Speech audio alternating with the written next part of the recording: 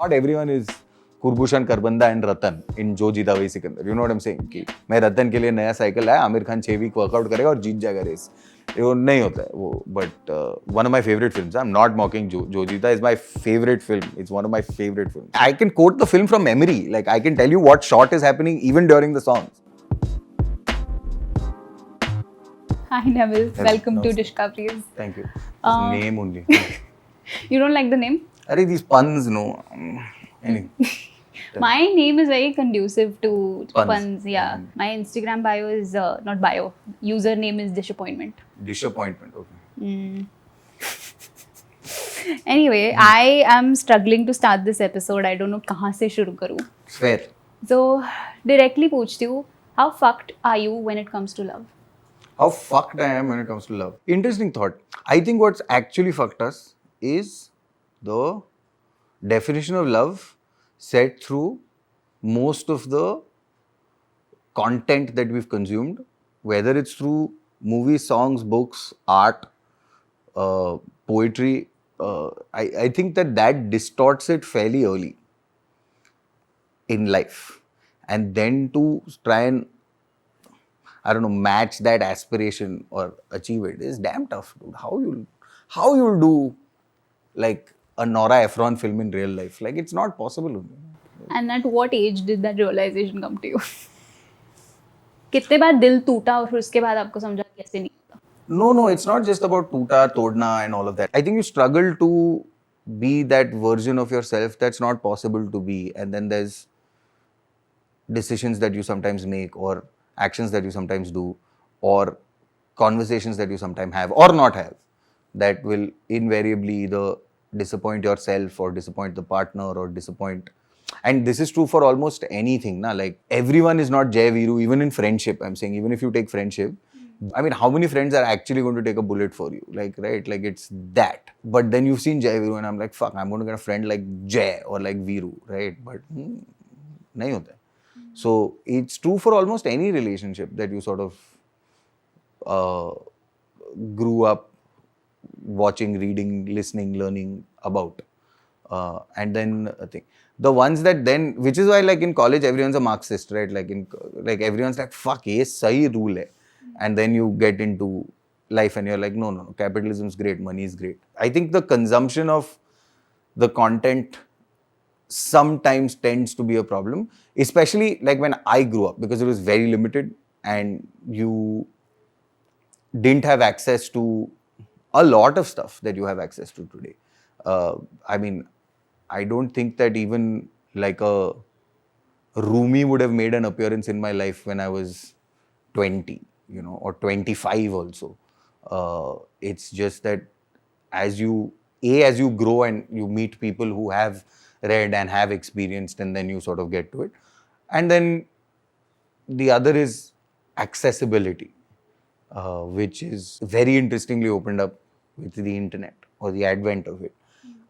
And sort of I grew through that. So that it's no surprise. Tell me, what are some of the disastrous notions about love that you've picked up through these movies that you grew up watching? So I think that thought of love is unconditional is fairly detrimental to any relationship. It's not unconditional, right? Like it is, there are conditions attached that you should be unhappy for the sake of your partner, or if your partner is unhappy for your benefit, that's also okay.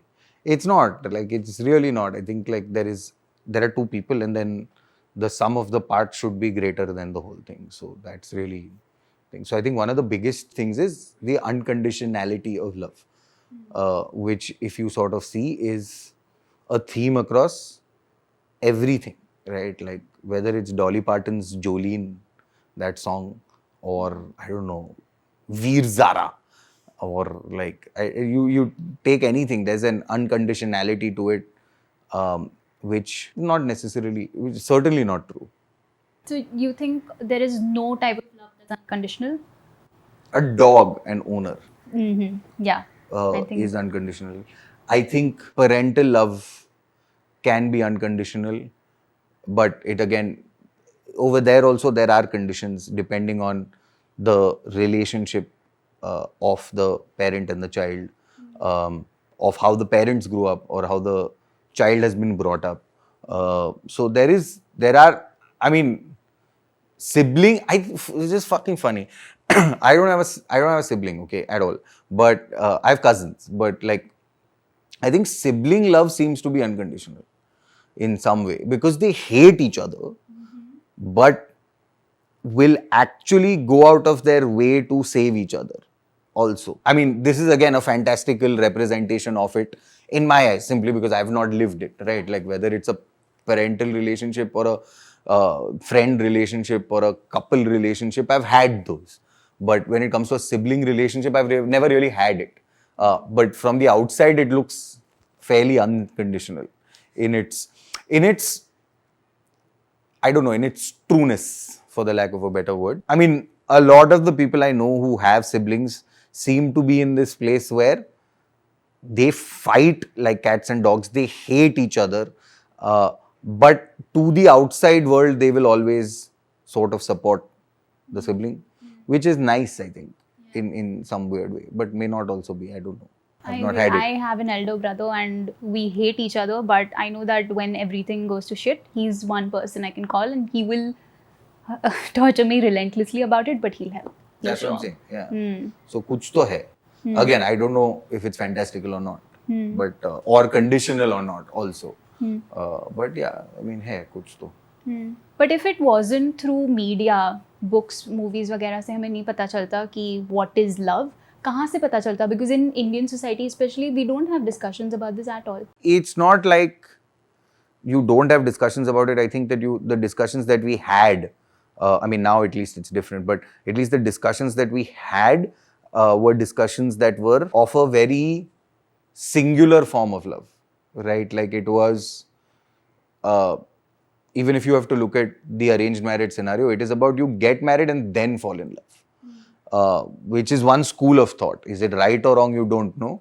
But it's one school of thought. And that's the school of thought that you had. Also, love's an emotion that, I mean, biologically you realize it. I don't think anyone needs to tell it to you. I don't know. If you just look at it objectively, it's an emotion.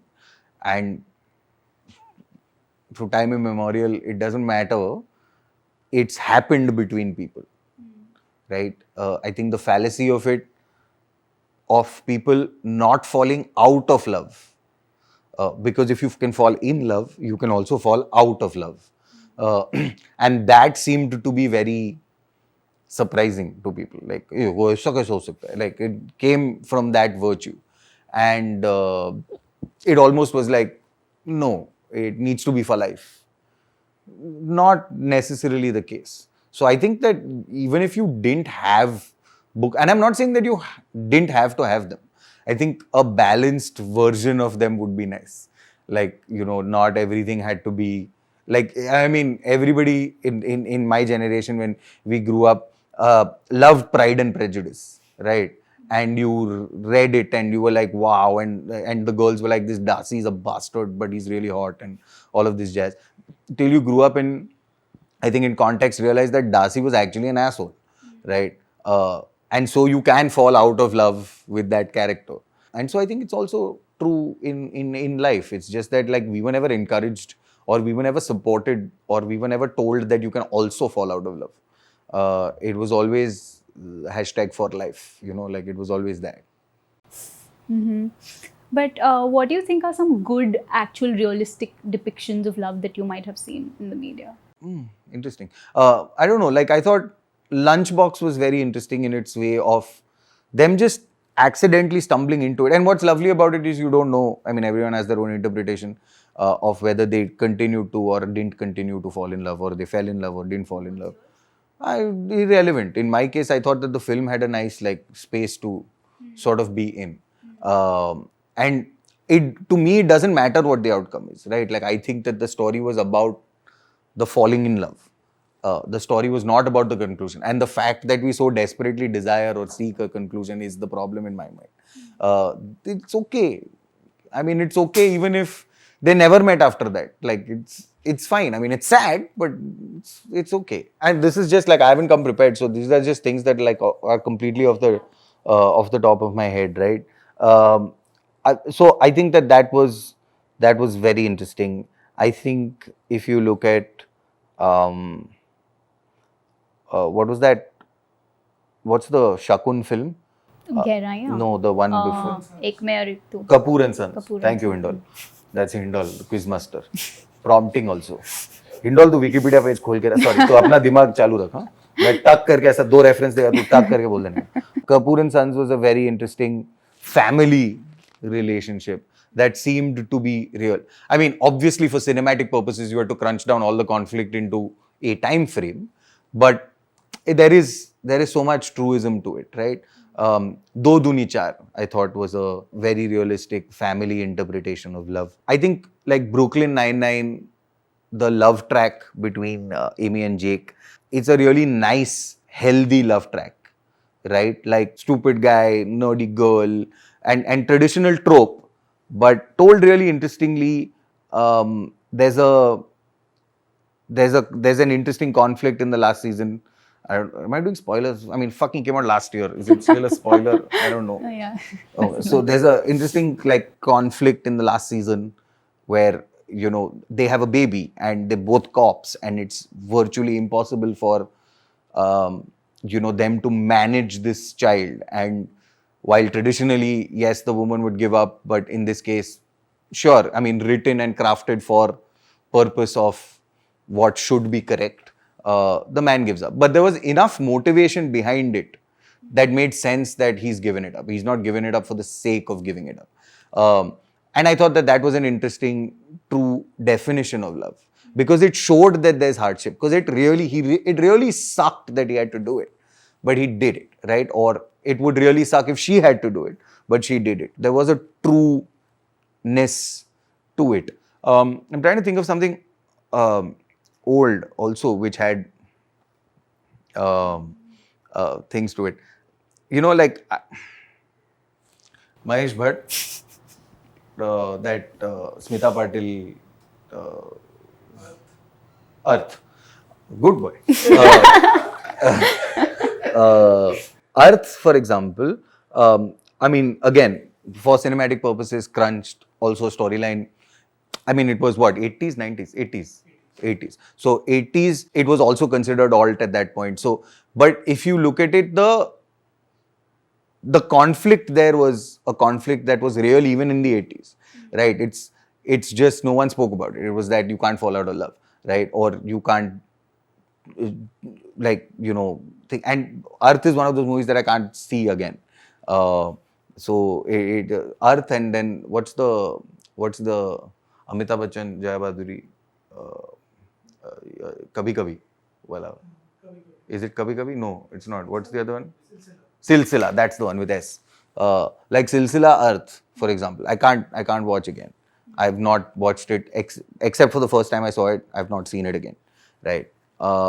So, like, I thought there were those stories which told, but then they just told you the tragic version of it, right? Like, no one came to hey, here's a healthy relationship. Like, very few films sort of did that. Kramer versus Kramer showed you again the dark side of divorce, right? But like, there's tremendous, like, in Godfather, there's a scene where Diane Keaton asks Al Pacino, saying, tell me, did you actually do it, when he had to kill his brother, right? Guys, Godfather ka to spoiler mein de raha hai, theek hai? So Keaton asked Pacino that, did you actually do it? And his sister is hysterical, and she claims her to be hysterical and says, let her go see the doctor, when he's actually killed the brother-in-law. And she goes to Pacino and she says, they're married for a very long time. And she goes to Pacino and says, did you actually do it? Tell me. And he first says, don't ever ask me about my work. Don't ever ask me about my work. And then he says, this is the one time I will let you. And then she says, okay, did you do it? And he lies and he says no, right?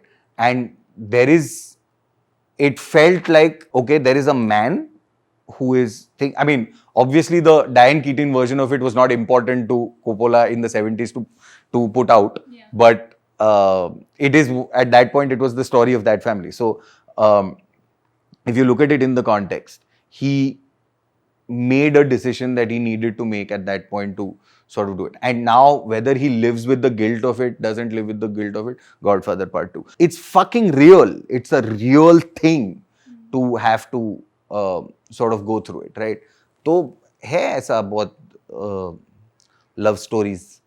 Some of them told you, but they told you in either extremes, or they told you only one side of it, or they didn't balance it out in some way or the other.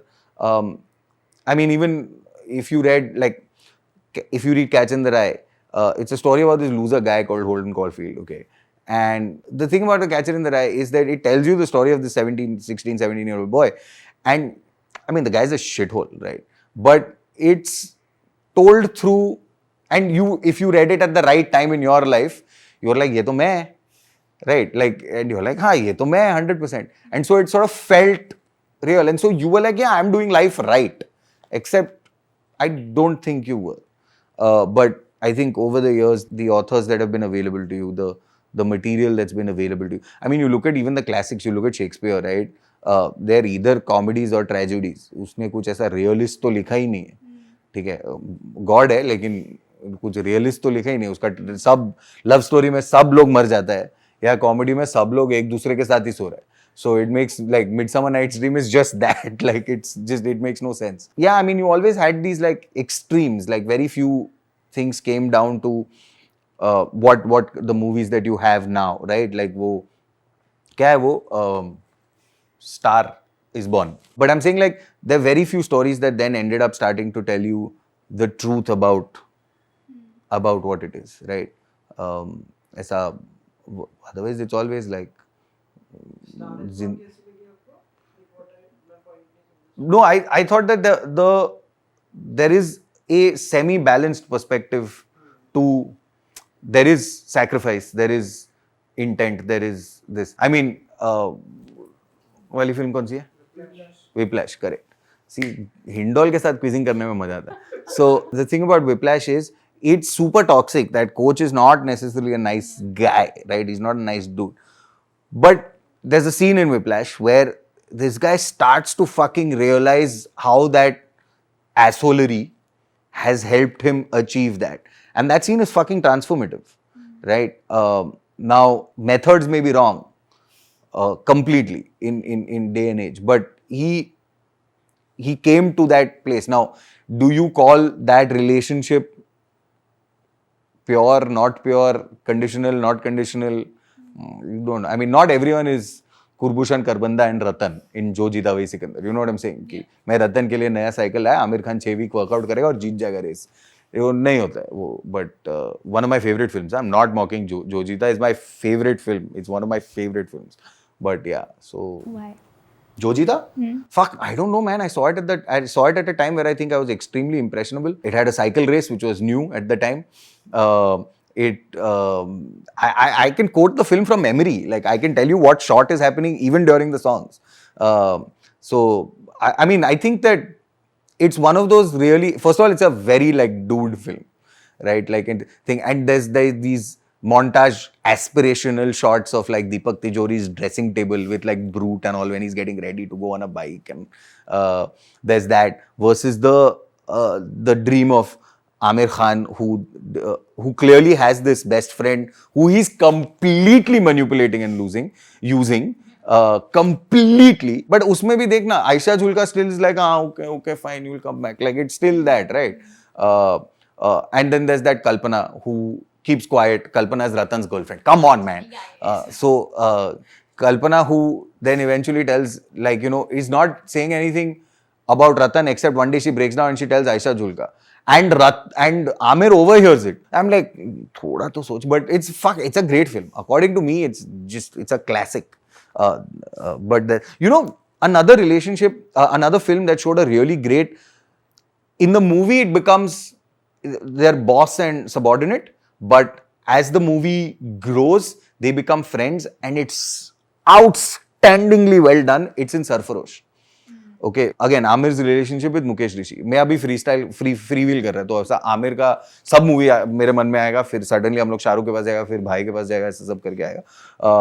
But like I'm saying, if you look at that relationship between Mukesh Rishi and Amir as they develop, that scene of Amir throwing that gauntlet of saying IFS के लिए चुना गया था मैं, collector बन के ऐश की जिंदगी गुजार सकता था लेकिन मैं, and then he questions Salim saying लेकिन मैं whatever, और he says मेरा मुल्क नहीं है, शायद नहीं है, इसीलिए तुम भाग रहे हो. And there's 3 very good conflicts that lead to, ऐसा convenient नहीं है कि उसने मेरे लिए जान दे दिया तो मैं उसका दोस्त बन गया, ऐसा नहीं है. There's an actual arc of that relationship where they work on it through conflict and come out of it as people who are better for it, who have gone through conflict. तो ऐसा बहुत late आया life में, वरना तो what, in 96, 95 DDLJ, I was 15. Shahrukh's a dick in the first half of the film, yeah. He's a complete dick.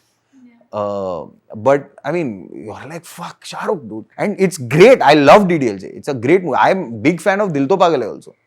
But you look at like what Dil To Pagal Hai is also. There's again one Nisha who loves Shahrukh, and then Shahrukh actually says that no, we can't be. And then Anand Bakshi's written also one line saying, what is that in that song he writes? He's saying something about like what? Something about, wait 1 minute, I'm singing the song in my head, I don't want to sing it out loudly, so hold on.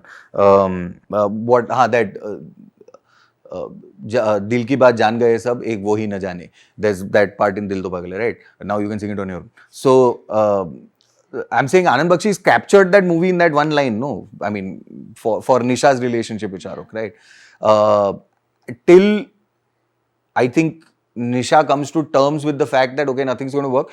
Is it a healthy end? May not be. It's not depicted that way, but there is at least a sense of I'm letting go, right? Which felt new in 98, 7, in 97, right? तो Google किया क्या फटाफट, मैं दिल तो पागल है बोल दिया तो.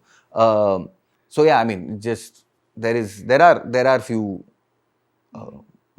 but very few. And how do you think you would have perceived love if you'd only watched the good ones? Do you think you would have been more optimistic about it? Not that I'm assuming you're pessimistic about it. No, I don't think it's about optimism. I think it's also things about circumstance, things about thing. I mean, to me, I think, unfortunately, I realized things about myself way too late. So, to me, the fictional world seemed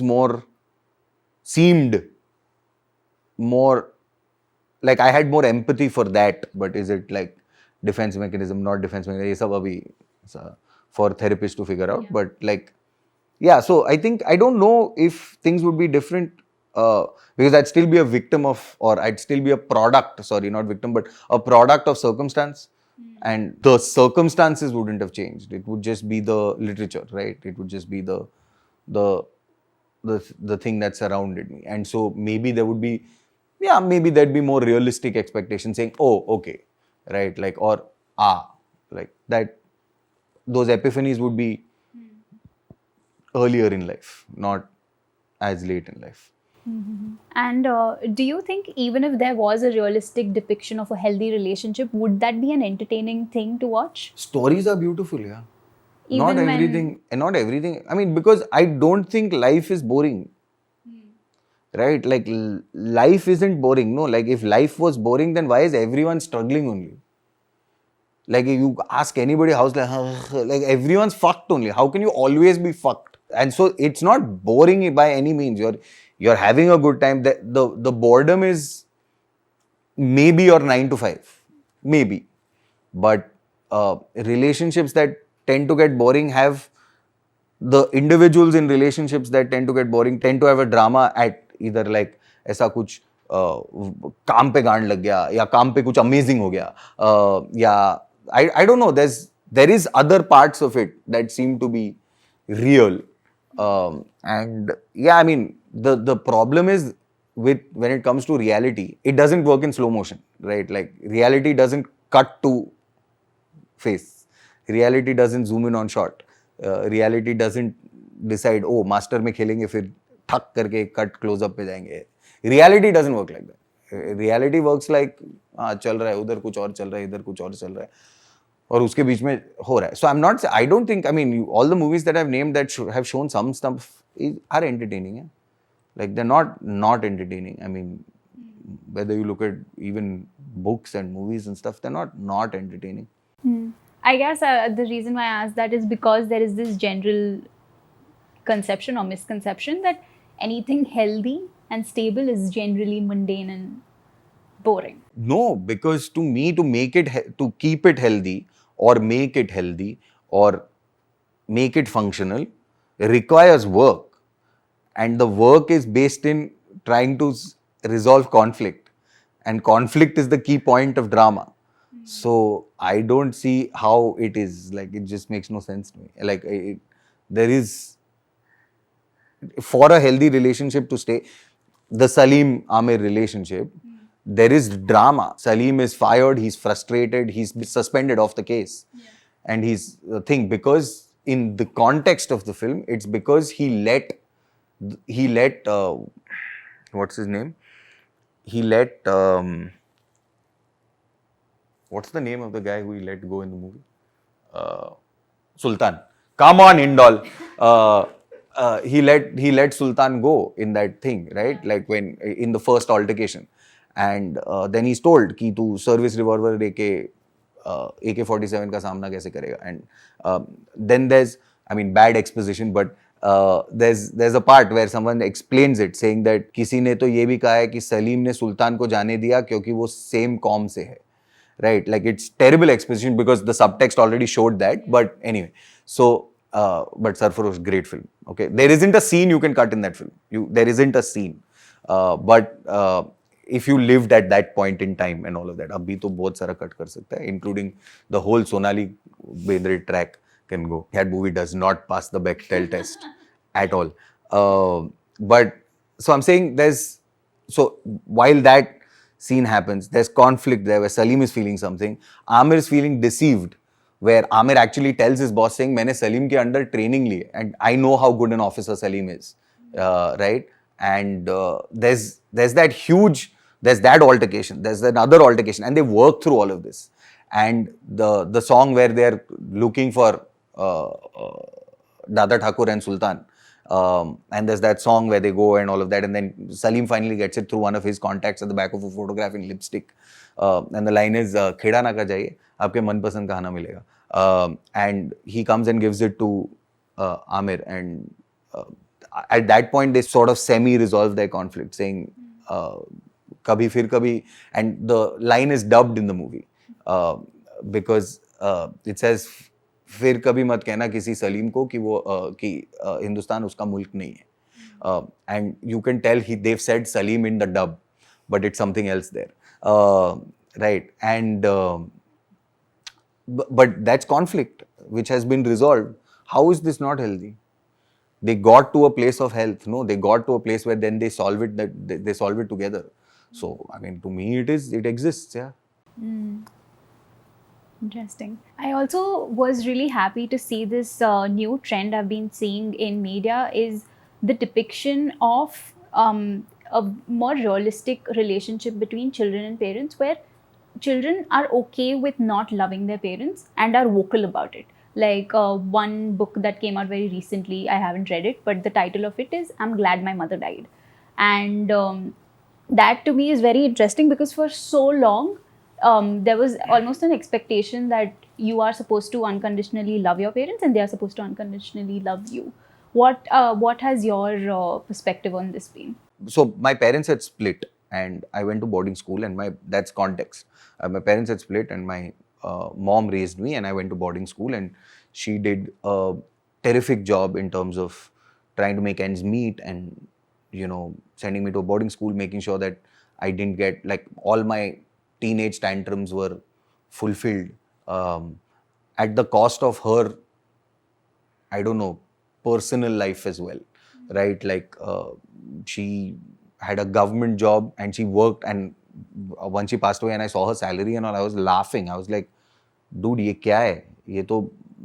This is literally currently, I mean, a rent in Andheri for a 1 BHK, right? Like, how is this your salary?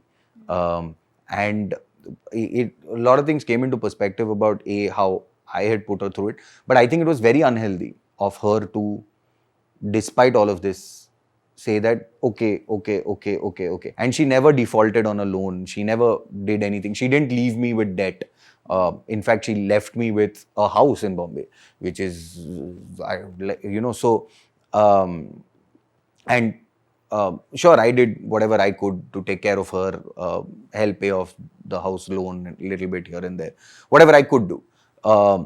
But in hindsight, there's a lot that I have come to realize about the way mom behaved with me for various reasons. And obviously, again, I don't think she was being malicious. I don't think she was trying to, like kala jadoo on me or any of those things. I don't think she was trying to be helicopter, but I think it's just the virtue of being a single mother with a single child in a world. I'm talking about I was born in 1980. So, and my parents split, I think 88.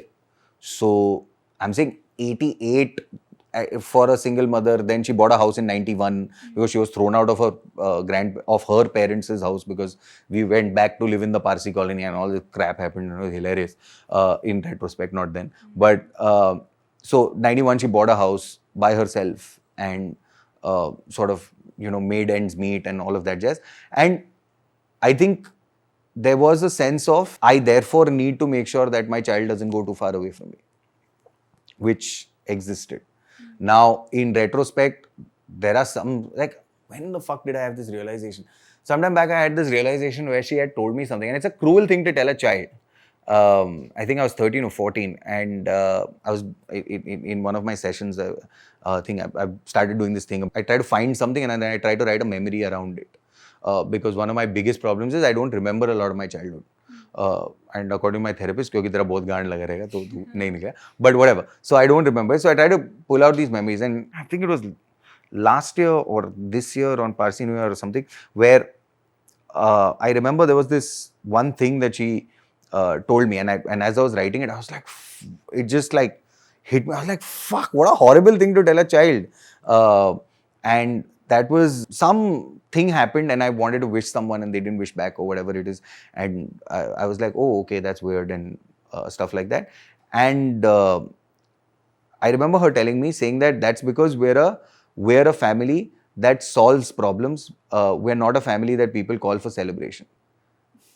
So it's a very heavy statement to load on a kid, or to offload on a kid. But she didn't have anyone to talk to.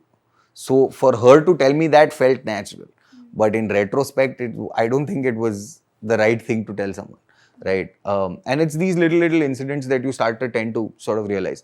But interestingly, hating, not hating, I don't think it's about hating your parents. I don't think it's about hating your child. I think it's about just, again, not liking the person they are or they have become, right? Which is when the child grows up and develops a personality of their own, I think he, she, or they will be able to say that I want these people in my life. I don't want these people in my life. And I think that these people can be, right? So in that context, when he, she, or they grow up, there is a realization. And I think that respecting of that realization needs to happen from both sides, which may be possible as a conversation now. But early on, though, no chance. How can you not? The narrative only was, we have done so much for you, you can't take care of us, right? Like it was, I mean, Bagban's tagline is, it's all about loving your parents, right? But I think, and there are incredibly cruel parents, in not just emotionally but physically sometimes.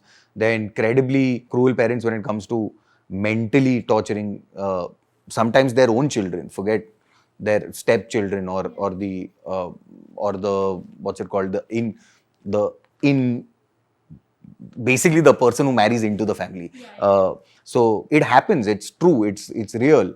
And in a scenario like that, like I remember I was doing Stream for Sanity, and Stream for Sanity, the first time I did it, I did it during the lockdown, and it seemed like it was something that I just wanted to do, or I could do. And so when I did it, I remember that first chunk of questions that came in, a lot of them involved saying that I live with an abuser of whatever form, and I'm paraphrasing, obviously. I live with an abuser of some form, and now my biggest fear is I don't have the outlet of going out. I have to live with this person, right? Whether it's physical, mental, emotional, sexual, whatever. It doesn't matter. The fact that you are living with this person for that period of time, and it's an infinite lockdown. In March 2020, no one knew how long this lockdown is, right? And it was at that point, it's infinite, and anticipatory anxiety would build in. And you don't, at that point, you're not going to want to live with that person. The amount of divorces that came out after the lockdown, or the amount of couples that decided to not be together after the lockdown, was, I mean, it's indicative that you can fall out of love with someone. And when it comes to parents, it's not, I don't think you have to feel guilt for not liking your parents. I think but I think it's a narrative that's going to take a generation to seep in, for it to be okay. Because this is still a narrative in AC rooms, in comfortable studios.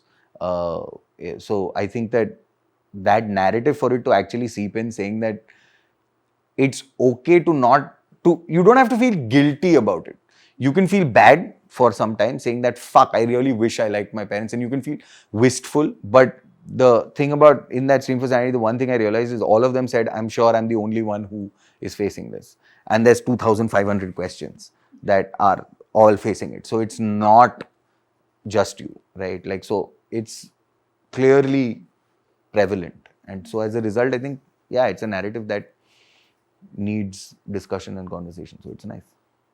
Do you think love and disrespect can coexist, especially in parental relationships? The minute you disrespect somebody, I think you're going to not be able to love them, because there is a dissonance there just by virtue of not liking them.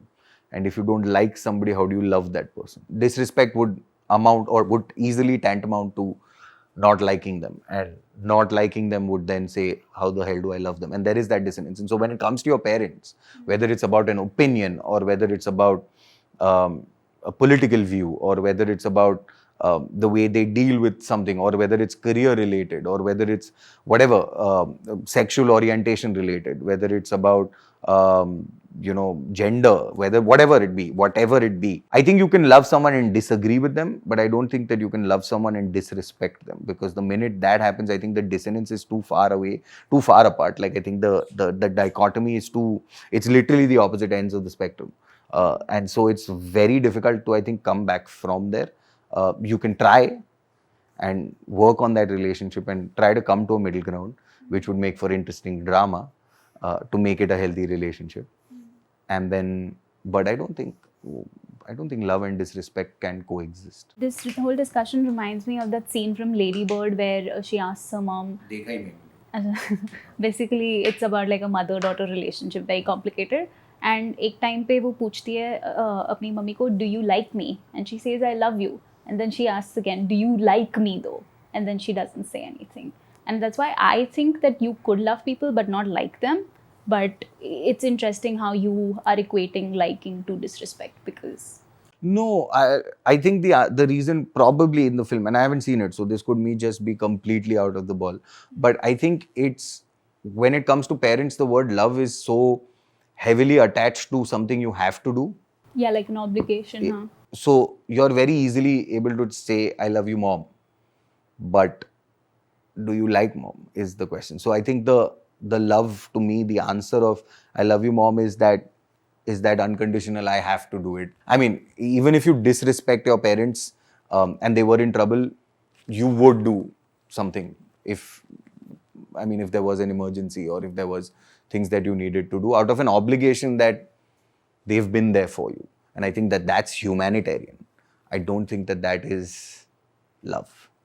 At that point is what I'm trying to say. And it's not like, oh, I disrespect. It's not that easy to go from they're my parents to I hate you with one conversation. It's certainly not that. It takes years It's one of the few relationships that takes years to crumble, right? It's not a relationship that or a thing that can crumble overnight. It's not cricket form that आज मैं century मारा कल से है ही नहीं सब ball slip पे जा रहा है. It's not that. I mean it's different when it comes to that. It takes years for it to break down, and then I'm sorry, but it'll take just that much amount of time to rebuild. How differently have you started viewing your mother? How did you view her before she passed away, and how do you view her now? No, man. Before she passed away, I don't think I was, to use a completely metaphoric phrase, I don't think I was conscious as a person. Like, I just don't think I was cognitively functioning. I was not that. So I think almost every lens that I viewed mom from or any relationship from at that point was, I don't know, either selfish or extremely from my own lens. Like it just was this and that's it. There was no context and anything. So I think it's taken me a while to understand what the relationship, and I'm still not fully there. But I think it would be very different, and I think it would be completely unfair for me to say how I judged her then versus how I judged her now, because I don't think it was a conscious person only at that point. Like, it just wasn't a nice person at that point being able to consciously judge somebody. So very different. So you still don't view her as a full individual with her own fears and vulnerabilities? No, I do. Now I do. Now you do. I do. I mean, at that point also, the fears that I had were her fears. Were they aligning to my narrative? Right? Like, it had to be that. Now I see her as an individual entity who had her own set of fears and problems and stuff like that. It could also be because I was a kid when that 13, 14, 15, where you have the sense to be able to align someone else's problem / trauma / reality with anything that doesn't fit your narrative at that point. But I think by the time you're in your 20s, you should be able to readjust those. But I don't think I did that in the 20s either. So yeah, it's definitely different. And how did that loss change your perspective on love? Or just on life in general? Lots of things changed at that point. I think that was also when I started therapy for various things. I think I was rock bottom at that part. Not just the death, but other things that were happening in life. And I think from there on, it took a lot of work. And there have been slips and falls and trips and trials and tribulations that happened along the way. But thoda kaam chalu hai. So, but it takes a while. And also, I think the later you start to service your car, the longer it takes to fix. I would also like to ask anyone from the crew if they have any questions. Any questions? In 1947.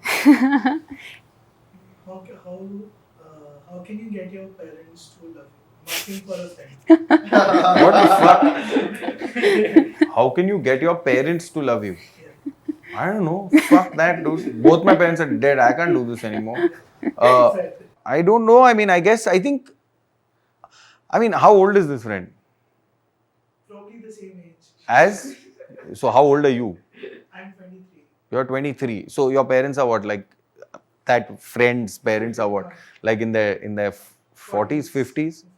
40s, yeah. 40s, 50s.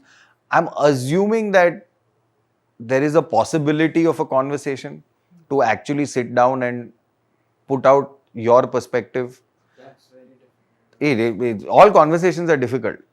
But I'm saying it's not a confrontation. I don't think you have to go into it with a confrontation. This is much easier said than done. I haven't been able to do it, and I won't be able to do it. But I'm saying, I would assume, starting off by saying, this is your perspective as I understand it. This is my perspective as I understand it. And then getting into a conversation. But not starting off with saying, I don't agree with your fucking perspective. At least try to understand their perspective, because I guess that's all they want. But just give them a call every day, they'll be fine, dude. Your parents, from what I understand. Sure. Give me a call after that. Huh? There's this game called Spill the emotion. Sorry, थोड़ा Spill नाम the का emotion. Okay. हाँ नाम का थोड़ा confusion है. Why I isn't think there a dish pun in this? couldn't It's come up served in with a dish. Come on. अरे चलो, दे दो. next दे time दो, से हाँ. याद रखेंगे. Dish your emotions. Come on, man. Okay, that is the. So basically all of these chits have emotions written on them. Sure. आप एक chit लोगे, मैं एक लूँगी. And on the basis of the emotion that you get on your chit, you can ask me a personal question and I get to do the same. Sure. अच्छा, चलो. So what do I have to do now? I have to show it to camera. I have jealousy. It's written on green for some reason. Yeah, so हमने color वाला emotion color के हिसाब Oh, वैसा. ओह. इतना Meta. से इतना बेटा. अच्छा. तेरे को correct वाला green नहीं मिला लेकिन. ये थोड़ा brighter jealousy Yes, है. right. Brighter. So now I have to ask you a question About Yeah, jealousy. about And jealousy. your word is? Grief. But Grief, काफी oh. हमने cover कर लिया. अरे already. grief तो अरे बहुत grief है तू पूछ. But okay, on jealousy I have to ask you a question, right? Philosophically, is jealousy important for succeeding in anything? Whether it's, I don't know, work, life, whatever. Personally, for me, I think it is because it has served as a source of motivation far too many times.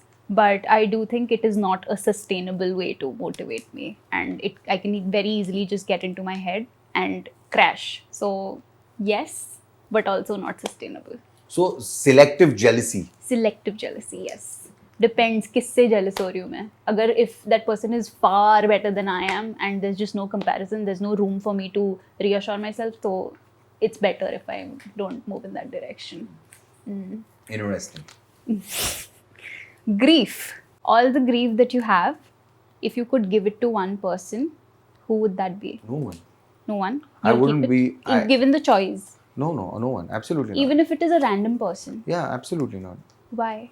अरे मैं मेरा bag किसी को नहीं देता उठाने को. मैं grief क्यों देगा? Two things. One is, this sounds slightly artistic and foofa, but I don't think I would have been the person if I didn't. I wouldn't have been this person, this current person, without the things that I've had. Some of them fortunate, some of them unfortunate, whatever. But I think I wouldn't have come to today if I didn't have the past. And I think that just handing it over to someone would be rather, my God, It'll take away a self-destructive. part of you. I think it would take away a part of me, and then I think I'd start to struggle to try and fucking again find myself. Oh, Jesus. Never. But how much of your identity is based in the grief that you experience? I don't think my identity is based in it. I do think that a lot of it, I'm a lot in my head. There's a lot of it that's mostly in my head. A lot of it needs to get out.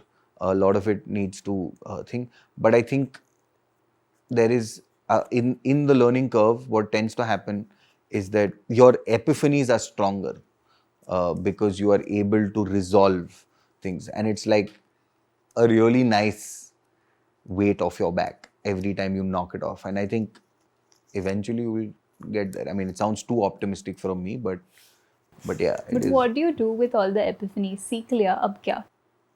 I don't think it's about seek, no.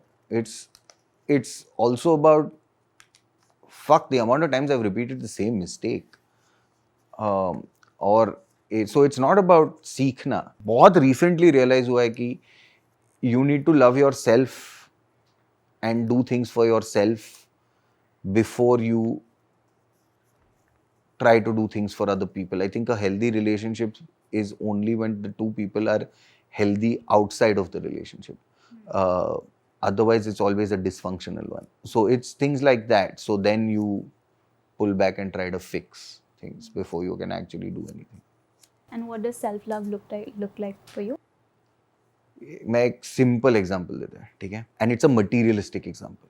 So, which is why to me it is so superficially important that even this thing is so thing.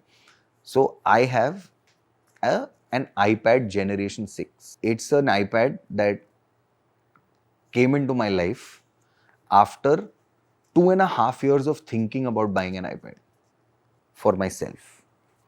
Okay? And then, at that point when I bought it also, I didn't think I deserved the best iPad at the time. तो मेरा iPad वो pen वाला iPad नहीं है, ठीक है?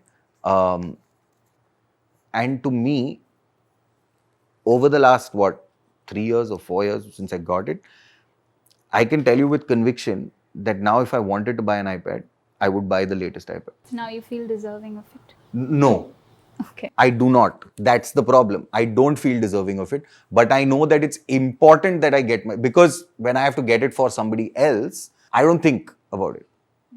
I just absolutely don't think about it. I mean, at that point, I'm like, हाँ ठीक है जो भी, like it doesn't matter at that point.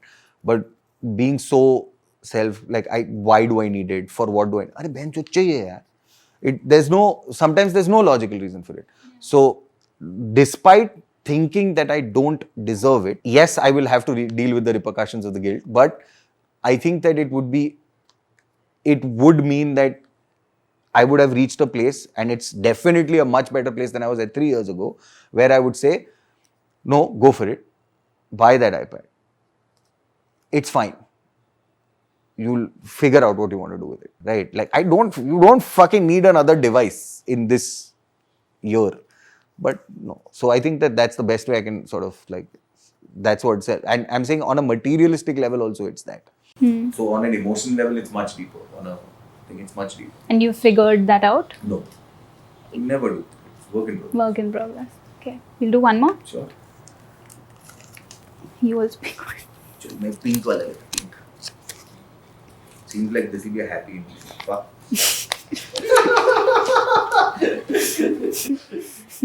Have you purposely changed these? Because mine is regret. I thought yellow is happy. Mix here. Acha. So you have to do regret and I have to do shame. Yeah. Okay. What is something that you know you should regret and the society expects you to regret, but you don't have any regrets about it? बहुत सारा regret है, लेकिन सब correct है. Like society has asked to regret for it, and I regret it. So all your regrets you truly regret. Yeah, but I'm just saying, like, there would be a certain amount of arrogance, no, for someone who does something that society thinks is regrettable, and they have no remorse for it. Say I were in a happy relationship that I mess up, and everyone around me thinks that I should regret it. But मेरे को पता है कि I did my level best. उस time पे जो resources available थे उस हिसाब से मैंने किया. अब हो गया. That is like, although I regret it, I don't regret it. But you do regret it. I regret it, but I don't. Maybe as in I know I missed out on something that was very good for But me. that's a wistful moment. That's not about. I don't think society is going to expect you to regret a relationship that didn't work out, because that's not a societal conversation. It's your close friends. It's people who are around you. That's not a societal thing. They'll at best be like, क्या है यार तू क्या छोड़ दिया उसको यार. It'll be that. Yeah. It's not going to be like, fuck, ऐसा खून कैसे किया? Like, it's not going to be Actually, you're that. thinking in that. Like, I'm thinking, I mean, not even khoon. I'm saying like something like, I don't know, someone who takes a bribe to, get one job done. Yeah. Or someone who, like, fuck someone else's career to get somewhere. And it's only the one time they've done it. But, I mean, I would be pretty arrogant if they didn't regret it. No, like, it would be fairly off. It depends on the circumstances. मैं वही सोच रहा कि है ही नहीं ना ऐसा कुछ hypothetically. अच्छा ठीक है. Does shame come with consequences that are punitive? I think I'm thinking of it in a very restrictive sense, but I think as we discussed, shame is something that you feel alone, right? So you alone can feel the consequences of it too. Like you are the one who will punish yourself. हाँ ठीक है, एक और पढ़ने का कि Self-loathing मिला है. I don't have any questions on तो this. दूसरा ले लेना, सिर्फ येलो कलर के 4 चिट ले ले और चीट कर लेना, क्या फर्क पड़ता है. बस चिट वापस रख दियो so that they don't count and say hey इसने तो 4 चिट लिया उधर. मेरे को भी एक पिंक लेना है, फिर हम लोग पिंक के साथ चीटिंग कर लेंगे. इसमें क्या है, जब तक कोई हैप्पी वाला नहीं आता मत कर. हाँ ठीक है, ये मिल गया. YOLO मिला मुझे. क्या? YOLO. पूछ ले मेरे को, मजा आएगा. चल. Is YOLO a good enough justification for wanting to do whatever you want? I'm not an impulsive person. As just by the person I am, I'm not an impulsive person, and I think that people who are impulsive truly, I mean, YOLO ऐसा करके खून नहीं कर सकते. But I think if you're doing something that you want to do or you want to try, why not? I mean, I'm very envious of people who are impulsive, who have the ability to चल गोवा जाते हैं, okay, done. Like it's fucking fascinating to me how people can do that. But not for you. No chance. For me, Do you wish you were like that? I mean, yeah, who knows? You only live once. So why not? Okay. My question is more a exclamation mark. So subscribe to Chalchitra Talks. Finally, हम सुबह से wait कर रहे हैं कब आएगी ये chit. So, what are your thoughts on people subscribing to Chalchitra Talks? I looked at it in a very binary sense. जो लोग अच्छे हैं वो लोग subscribe करते हैं, जो अच्छे नहीं है वो subscribe नहीं करते. Correct. And the people who don't subscribe should feel shame, regret, All of the negative and ones. have jealousy of the people who have subscribed. Correct. Yeah. What a fucking great callback. Too good. Too good. Yes. Outstanding. No, दूसरी लो. और Yeah, एक- हो गया ना और हाँ, अच्छा एक और लेना है. It was a good ये. Okay. This has really nothing to do with anything that's on the chat. Okay. But it's a question that I'm bringing back to love. Okay. Why is it that hate hits more and we focus more on that than love? Despite the love being, in most cases, overwhelmingly more. It's because of the negativity bias that humans have. So ये brain का कमाल है. I don't think we want to be that affected by hate. And on a general level, I do think that it takes a lot more energy to hate someone than it takes to love someone. Sure. But why does it affect us as much? क्योंकि मतलब ऐसा इतना YouTube energy comments देके वो में लोग 300 comment रहेगा हाँ. और वो 300 कमेंट में से एक जन कुछ बोलेगा और वो एक जन के साथ हम लोग ऐसा 2 रात सोएगा नहीं कि क्या fuck है वो whatever, or how mean or how vicious or how whatever, right? I'm just like it fascinates me almost on an everyday basis as well. Have you figured out the answer to this? I have not, but I think that it's got to do with the fact that we are all tremendously, as people, I think, insecure. I mean, this could be a personal bias. We are we are insecure, and as artists, so 100%. So without a doubt, just putting art out there, I don't even know how your brain allows you to do it, because for a flight or fight response, I don't understand why you would put yourself up to that scrutiny, but whatever. When you do that, it feels like no matter what they've said, you've not even thought about it. And you'll suddenly look at it and you'll be like, fuck, ये तो मैंने सोचा ही नहीं. And then you start to obsess over it, because I think the insecurity that we all have is so much more fickle than the confidence that we do. Oh, certainly. तो मेरे को ये लगे. Do you take hate as personally as you take love? It's difficult for me to accept only that there is love.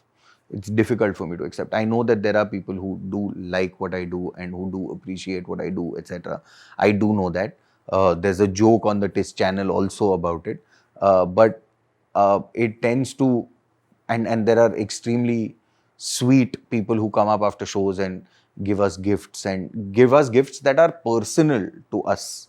Like, you know, Kautuk eats Jawar Puffs, so somebody will give him Jawar Puffs. Somebody, gave me a bobblehead.